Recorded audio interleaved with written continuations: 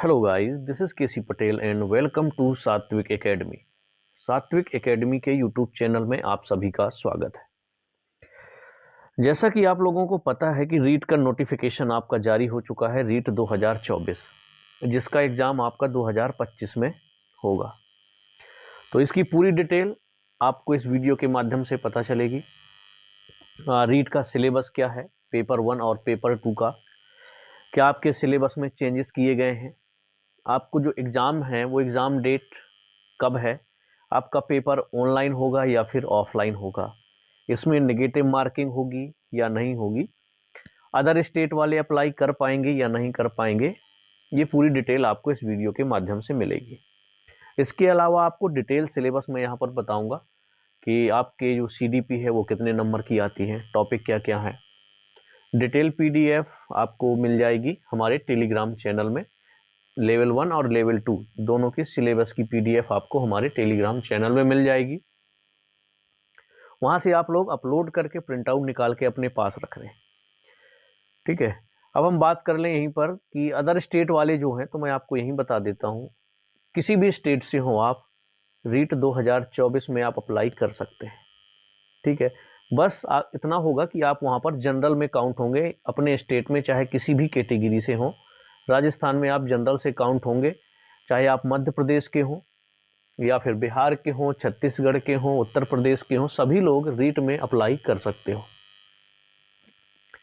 तो मध्य प्रदेश के ऐसे कैंडिडेट जो लोग टीचर बनना चाहते हैं, या उत्तर प्रदेश के या फिर राजस्थान के तो हैं, वो फिल करेंगे ही करेंगे। सभी लोग पेपर 1 यानी 1 to 5 के लिए और 6 to 8 सभी के लिए जो जिसमें एलिजिबल है वो अप्लाई कर दे। अब कौन किस में एलिजिबल है उस पर भी हम बात करेंगे कि क्या क्वालिफिकेशन चाहिए लेवल 1 के लिए और लेवल 2 के लिए आपको क्वालिफिकेशन क्या चाहिए, इस पर भी हम चर्चा करेंगे, ठीक है। तो आप लोगों को वीडियो के अंत तक बने रहना है, पूरी जानकारी आपको इस वीडियो के माध्यम से मिल जाएगी। तो ये डिटेल नोटिफिकेशन है रीट 2024 का। इसमें बात करें तो 16/12/2024 से आपके फॉर्म भरने स्टार्ट हो गए थे, 16 दिसंबर से। लास्ट डेट इसकी क्या रहेगी, 15 जनवरी 2025 तक आप फॉर्म फिल कर सकते हैं। इसके बाद बात करें कि आपके सॉरी जो एडमिट कार्ड है वो 19 फरवरी को शाम 4 बजे से आपको ऑफिशियल वेबसाइट पर शो होने लगेंगे। तो आप 19 फरवरी के बाद अपना एडमिट कार्ड निकाल सकते हैं। सॉरी। अब हम बात करें अगर परीक्षा तिथि की, एग्ज़ाम डेट की बात करें तो एग्ज़ाम आपका जो होने वाला है वो होने वाला है 27 फरवरी 2025 को। आवेदकों की संख्या एवं परीक्षा केंद्रों की उपलब्धता की दृष्टिगत परीक्षा का आयोजन 27 फरवरी से आगे की तिथियों को भी रखा जा सकता है। कहने का मतलब ये है कि मान लीजिए कैंडिडेट ज़्यादा हो गए, फॉर्म फिल करने वाले, जो परीक्षा केंद्र हैं वो कम उपलब्ध हुए, तो आपका एग्ज़ाम जो है 27 फरवरी को तो होगा ही होगा, साथ में 28 फरवरी को भी हो सकता है, 2 दिन जा सकता है अगर कैंडिडेट ज़्यादा हैं तो, ठीक है। तो ये तो बात का मैटर है। परीक्षा जो है आपकी 2 पारी में होगा, फर्स्ट शिफ्ट और सेकेंड शिफ्ट, 10 से 12:30 बजे तक और 3 से 5:30 बजे तक, यानी कि जो परीक्षा का टाइमिंग होगी आपकी 2.5 घंटे का टाइम मिलने वाला है आपको एग्ज़ाम देने के लिए। 150 क्वेश्चन होंगे आपके, मैं आपको बता दे रहा हूँ। बाकी जब मैं सिलेबस में अब बात करेंगे तो आपको टोटल पता चल जाएगा कौन सा सब्जेक्ट कितने नंबर का आता है, ठीक है। ऑफिशियल वेबसाइट की बात करें तो ये देखिए यहाँ पर ऑफिशियल वेबसाइट दी हुई है, यहाँ से जाकर के आप आवेदन कर सकते हैं। ज़रूरत पड़ेगी तो मैं आप लोगों को आवेदन कैसे करना है उस पर भी एक वीडियो बना दूंगा, तो आप लोग जाकर के देख सकते हैं। फीस की बात यहाँ पर लेवल 1 के लिए 550, लेवल 2 के लिए 550, और अगर दोनों लेवल का आप अप्लाई करते हैं तो 750 रुपये आपकी फीस रहेगी। आवेदक के पास प्रत्येक लेवल हेतु वांछित शैक्षणिक योग्यताएं होना आवश्यक है। तो यहाँ पर मैं आपको योग्यताएं बता देता हूँ, आपके पास क्या होना चाहिए और क्या नहीं होना चाहिए। यदि आप लेवल 1 के लिए अप्लाई करते हैं, इसमें आपका D.Ed कंपलसरी है, D.Ed होना ही होना चाहिए। B.Ed वाले लेवल 1 को अप्लाई नहीं कर सकते, यानी 1 to 5 के लिए B.Ed वाले अप्लाई नहीं कर सकते। अब हम बात कर रहे हैं लेवल 2 के लिए। अब लेवल 1 में चाहे आपने ग्रेजुएशन प्लस D.Ed किया हो या 12th प्लस D.Ed किया हुआ हो, आप लेवल 1 में अप्लाई कर पाएंगे। लेवल 2 में आपका ग्रेजुएशन कंपलसरी है। ग्रेजुएशन के साथ में चाहे आपका बीएड हो या फिर ग्रेजुएशन के साथ में आपका डीएड हो, तो भी आप अप्लाई कर सकते हैं। इसके अलावा जो आपके इंटीग्रेटेड कोर्स चले हैं, बीए बीएड, वो लेवल 2 में अप्लाई कर पाएंगे। बीएससी बीएड वो भी लेवल 2 में अप्लाई कर पाएंगे। ध्यान रखें, लेवल 1 के लिए या तो आपका बीएलएड होना चाहिए, 4 साल का कोर्स जो 12th के बाद होता है, बीएलएड, वो लोग लेवल 1 में अप्लाई कर पाएंगे। ठीक है, तो ये जानकारी हो गई। बाकी कुछ भी अगर आपके दिमाग में रह जाता है, कुछ ऐसी चीज़ें जो मैं ना बता पाया हूँ, आप लोग कमेंट्स में पूछ सकते हैं। ठीक है, तो अब यहाँ पर क्वालिफिकेशन की बात कर लेते हैं। यहाँ पर दिया भी हुआ है आपका लेवल 1 के लिए क्वालिफिकेशन क्या चाहिए। न्यूनतम 50% अंकों के साथ उच्चतर माध्यमिक की 12th एवं प्रारंभिक शिक्षा शास्त्र में द्विवर्षीय डिप्लोमा, डीएड, डीएलएड जो भी आप जानते हो, 2 वर्ष का डिप्लोमा चाहिए। या फिर आपका 45% अंकों के साथ 12th होना चाहिए, साथ में 2 वर्षीय डिप्लोमा होना चाहिए, एनसीटी से मान्यता प्राप्त। इसके बाद देखिए यहाँ पर बीएलएड, अब जिसने भी 12th के बाद बीएलएड किया हुआ है वो भी लेवल 1 में अप्लाई कर सकता है, जैसा कि मैंने अभी आपको बताया। जो 12th है वो आपकी 50% के साथ होनी चाहिए और बीएलएड होना चाहिए, तो भी आप अप्लाई कर पाएंगे। स्नातक होना चाहिए, ग्रेजुएशन हो, अगर 2 वर्षीय का डिप्लोमा है तो भी आप अप्लाई कर सकते हैं।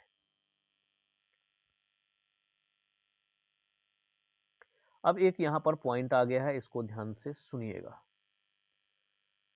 राष्ट्रीय अध्यापक शिक्षा परिषद के पत्रांक इतने दिनांक 6 जनवरी 2021 के अनुसार राष्ट्रीय मुक्त विद्यालय शिक्षा संस्थान यानी कि एनआईओएस नोएडा उत्तर प्रदेश द्वारा सेवारत अप्रशिक्षित अध्यापकों को प्रदत्त डीएलएड पाठ्यक्रम को सामान्य डीएलएड के समान कंसीडर करने के कारण उक्त योग्यताधारी अभ्यर्थी रीट लेवल प्रथम परीक्षा में शामिल होने के लिए पात्र होंगे। सुप्रीम कोर्ट का जब से फैसला आया है कि जो एनआईओएस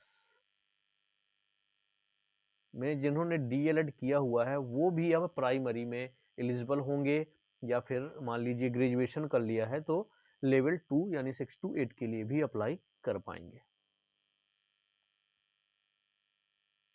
6 to 8 के लिए ग्रेजुएशन कंपलसरी है, 2 वर्ष का डिप्लोमा है तो भी आप अप्लाई कर सकते हैं। 50% अंकों के साथ ग्रेजुएशन हो या फिर आपका मास्टर डिग्री हो और साथ में बीएड हो तो भी आप अप्लाई कर सकते हैं। 45% के साथ आपका ग्रेजुएशन और बीएड हो तो भी आप अप्लाई कर पाएंगे। साथ में अगर आपका बीएलएड भी है तो आप इसमें भी अप्लाई कर सकते हैं, 6 to 8 वाले में, यानी कि लेवल 2 में भी आप अप्लाई कर सकते हैं यदि 12th में आपका 50% और साथ में आपका बीएलएड है तो। इसके बाद जो इंटीग्रेटेड सब्जेक्ट चलते हैं, BSc BEd, BA BEd, BSc BEd, यदि आपने किया हुआ है तो भी आप अप्लाई कर सकते हैं लेवल 2 के लिए। ठीक है तो चलिए, ये आपकी जो जानकारी थी लगभग आपको दे दी गई है। अब हम बात कर लेते हैं सिलेबस की। अदर स्टेट वाले आपके अप्लाई कर सकते हैं, बिल्कुल कर सकते हैं। अब जो स्ट्रक्चर है उसको देख लीजिए। यहाँ पर रीट 2024 का स्ट्रक्चर की कितने नंबर का कौन सा सब्जेक्ट आने वाला है, ये बहुत जरूरी है, तो इसको अच्छे से समझिएगा। सीडीपी की बात करें, यानी कि ये लेवल 1 का सिलेबस है, स्ट्रक्चर है, सॉरी सिलेबस तो मैं अलग से बताऊंगा अभी आपको थोड़ी देर से। ये स्ट्रक्चर है, इसमें आपका सीडीपी यानी कि बाल विकास एवं शिक्षण विधियां जो हैं वो 30 नंबर के प्रश्न आएंगे, और कितने प्रश्न आएंगे, 30 ही प्रश्न आने वाले हैं। इसके बाद भाषा 1 में आप हिंदी चूज कर सकते हैं, अंग्रेजी, संस्कृत, उर्दू, सिंधी, पंजाबी, गुजराती, कोई एक भाषा लेंगे आप, वो आपके 30 नंबर की आने वाली है और 30 अंक आपको उसके मिलेंगे, यानी 30 प्रश्न 30 अंक। सेकेंड लैंग्वेज में आप हिंदी ले लें, अंग्रेजी ले लें, यानी कि दोनों भाषा में आप सेम लैंग्वेज नहीं ले सकते। भाषा 1 और भाषा 2 में अगर पहले में हिंदी लेते हैं तो दूसरे में आपको अंग्रेजी, संस्कृत, उर्दू जो भी लेना हो वो ले सकते हैं। तो दूसरी भाषा के भी 30 प्रश्न आएंगे आपके, 30 अंक के वो होंगे। इसके बाद बात करें हम गणित के, तो गणित भी आपकी 30 नंबर की आने वाली है और 30 प्रश्न रहेंगे। इसके बाद पर्यावरण अध्ययन में भी आपके 30 अंक के 30 प्रश्न आएंगे। किसी भी कारण से परीक्षार्थी ने आवेदन पत्र में अंकित भाषा 1, 2 के अलावा अन्य भाषा के प्रश्न हल किए हैं तो उसे मान्य नहीं माना जाएगा तथा उसका परीक्षा परिणाम अभ्यर्थी द्वारा आवेदन पत्र में भरी गई भाषा के अनुरूप ही तैयार होगा। कहने का मतलब ये है कि जो आपका पेपर जो है वो ऑफलाइन होगा, ये भी मैं आपको बता दूं। OMR बेस्ड आपका एग्जाम होने वाला है, इसीलिए आपका एग्जाम एक दिन में कंप्लीट हो जाएगा, मैक्सिमम आपका 2 दिन, जैसा कि ऊपर दिया गया था कि डेट आगे भी बढ़ सकती है, एक दिन एक्स्ट्रा भी लिया जा सकता है एग्जाम के लिए। एग्जाम डेट आपकी फिक्स है, 27 फरवरी को स्टार्ट होगा, मतलब होगा। इसमें कहने का मतलब ये है कि मान लीजिए पहली लैंग्वेज आपने हिंदी ले ली और दूसरे में आपने इंग्लिश ले ली फॉर्म भरते टाइम। अब आपने जब आपको जो पेपर मिला उसमें क्या है, सभी लैंग्वेज के आपका पेपर मिल जाएगा साथ में ही। अब मान लीजिए आपने इंग्लिश लिया हुआ है लेकिन आपने संस्कृत के क्वेश्चन सॉल्व कर दिए, तो आपको संस्कृत के मार्क्स नहीं मिलेंगे। इंग्लिश के आपने एक भी प्रश्न नहीं किए तो आपको 0 मार्क्स इंग्लिश में मिलने वाले हैं। तो इस चीज़ का विशेष ध्यान दें, जो भी आप फॉर्म में फिल करो वही जा करके वहाँ पेपर में आपको सॉल्व करना है। अब हम बात कर लें लेवल 2 के लिए, यानी कि कक्षा 6 से 8वीं तक के लिए 150 नंबर का पूरा पेपर रहेगा, 2.5 घंटे का टाइम रहेगा। इसमें भी आपके CDP यानी कि बाल विकास एवं शिक्षण विधियाँ 30 नंबर के बहुविकल्प आएंगे, 30 अंक के होंगे। इसी तरह से भाषा 1 भी आपकी 30 नंबर की आएगी, 30 अंकों के साथ। भाषा 2 की बात कर लें तो वो भी 30 अंकों के साथ 30 प्रश्न आने वाले हैं। अब हम बात कर लें यदि आप गणित एवं विज्ञान से अप्लाई करते हैं तो 60 नंबर के प्रश्न आएंगे, जिसमें से 30 नंबर आपके मैथ और 30 नंबर साइंस के क्वेश्चन रहने वाले हैं। इसमें से मैथ और साइंस की पेडालॉजी भी आएगी। यदि सामाजिक विज्ञान से अप्लाई करते हैं तो भी उसके 60 प्रश्न हो गए। अन्य विषयों के शिक्षक हेतु भी अगर अप्लाई करते हैं तो भी आपके 60 प्रश्न उसमें रहेंगे और 60 अंक के रहेंगे। तो इस तरह से ये भी आपका 150 मार्क्स का पूरा पेपर बन जाता है। तो ये रहा है आपका स्ट्रक्चर पेपर 1 और पेपर 2 दोनों का। अब हम बात कर लेते हैं आपके सिलेबस की। ठीक है, बाकी चीज़ें मैंने आपको बता दी यहाँ पर। इस तरह से आपका मल्टीपल क्वेश्चन आएंगे, यहाँ पर आने वाले हैं। OMR सीट की व्यवस्था, ये सब OMR सीट के बारे में बताया गया है यहाँ पर। तो बाकी चीज़ें आपको एग्ज़ाम के टाइम पे बता दी जाएंगी। अधिकतर लोगों ने दे रखा होगा कभी ना कभी ऑफलाइन एग्ज़ाम, यदि नहीं दिया है तो भी हम एक बार लास्ट में बात कर लेंगे किस तरह से आपका एग्ज़ाम होगा। नेगेटिव मार्किंग की बात करें तो देखिए रीट में नेगेटिव मार्किंग नहीं है। ओके,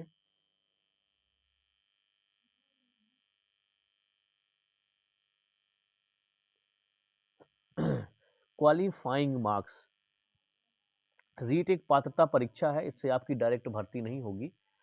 तो जो UR कैटेगरी के होंगे उनको 60% अंक चाहिए, 150 में से 60% यानी कि 90 अंक चाहिए क्वालिफाई करने के लिए। ST कैटेगरी के जो होंगे उनको 55%, नॉन TSP और TSP के लिए 36%। इसी तरह से SC OBC के लिए 55% अंक चाहिए। समस्त श्रेणी विधवा एवं प्रत्यक्ता महिलाओं भूतपूर्व सैनिक के लिए 50% क्वालिफाइंग मार्क्स है। ये आप देख सकते हैं। सहरिया जनजाति के लिए 36%। इस तरह से अलग अलग कैटेगरी है। तो जितने लोग भी OBC हैं तो उनको 55% चाहिए। हालांकि सोचिए कि आप 60% लेकर के आए, 90+ मार्क्स लेकर के आपको आना ही आना है। ठीक है, अब यहाँ पर देखिए, केंद्रीय या किसी राज्य की टेट अथवा राजस्थान की टेट रीट परीक्षा से वंचित किए गए आवेदक जिनके वंचित होने की अवधि यदि आवेदन पत्र प्राप्त की अंतिम दिनांक तक समाप्त नहीं हुई है तो वे इस परीक्षा हेतु आवेदन नहीं कर सकते। ऐसे वंचित अभ्यर्थी आवेदन पश्चात सफल हो जाते हैं, तब भी परीक्षा परिणाम निरस्त कर दिया जाता है। वंचित किए गए हैं, ठीक है, ये आपके काम की चीज नहीं है। तो ये डिटेल मैंने बता दी। अब हम आ जाते हैं सिलेबस में। डिटेल सिलेबस में एक बार दिखा देता हूँ, बाकी PDF मैं आप लोगों के साथ टेलीग्राम में शेयर करूंगा। उसका प्रिंट आउट, अगर आप पेपर 1 की लेवल 1 की तैयारी कर रहे हैं तो लेवल 1 का प्रिंट आउट अपने पास रखिए और सिलेबस के अकॉर्डिंग आपकी अब क्लास भी स्टार्टिंग हो जाएंगी। मैं आपको यहाँ पर CDP करवाने वाला हूँ। आपकी लैंग्वेज फर्स्ट और सेकेंड ये यहाँ पर चलेंगी।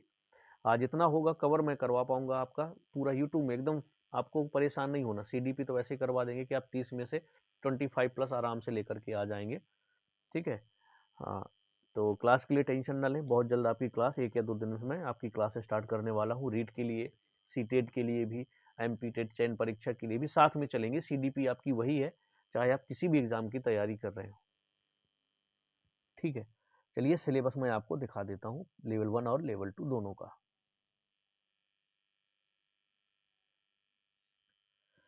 ये आपका लेवल 1 का सिलेबस है रीट 2024 का। ठीक, इसमें आपका बाल विकास एवं शिक्षण विधियां जो आना है टोटल 30 नंबर का।